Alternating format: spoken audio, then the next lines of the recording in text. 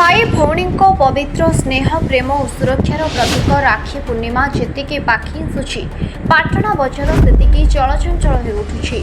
पवित्र गम्हा पूर्णिमा तथा राखी उत्सव को नहीं समग्र अंचल में उत्साह और उद्दीपनार माहौल देखा मिलुछि। बजार छोट बड़ विभिन्न दुकान में रंग बेरंग और आकर्षणीय डिजाइन राखीर पसरा मिली।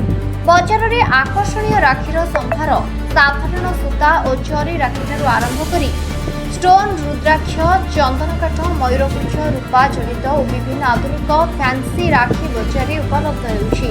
विशेषकर कुनी कुनी पिलामानंको आकृष्ट करने एलईडी लाइट म्यूजिकल राखी सह छोटा भीम डोरेमन और स्पाइडरमैन भली कार्टून चरित्र विभिन्न राखीर मध्य भल चाहिदा रही।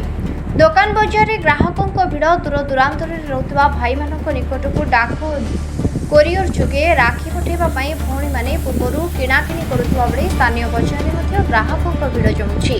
राखी सांगको विभिन्न मिठा दुकान ड्राई फ्रुट्स पोशाक और उपहार सामग्री दुकान गुड़िकर बेपार जमुछि। भाई हाथ में स्नेहर सुरक्षा डोरी बांधिबापी भौणी मानक मध्य उत्कंठा बढ़ी चलुवा बेले पाटणा ब्लॉकर मुख्य बजार सहित आखपाख ग्रामांचल बेस उत्सव मुखर परिवेश सृष्टि होइछि। केन्दुझर जिला प्रतिनिधि दशरथ बारिक रिपोर्ट ओडिशा हॉक न्यूज।